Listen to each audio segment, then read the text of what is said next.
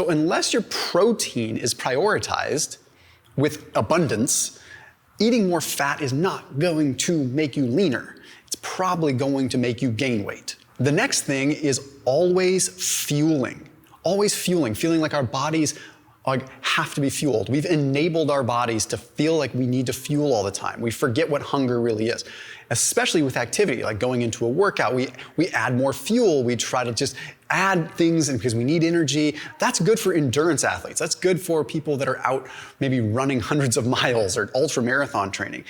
That is a terrible thing when it comes to fat loss because we're constantly adding these fuels and never getting our body the chance to actually dip into our stores. The next one is combining high amounts of fats and carbs. If you're a veteran of this channel, you know that I'm not a fan of that. I'm not a fan of mixing sugar and fat or even high amounts of carbs and fat in one sitting.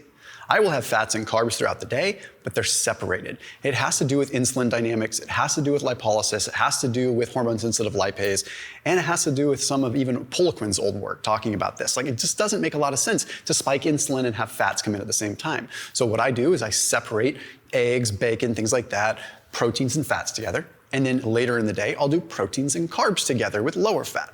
Now, you don't have to abide by this. It's my opinion, but the literature is also decent at backing it up too, at least when it's in high amounts.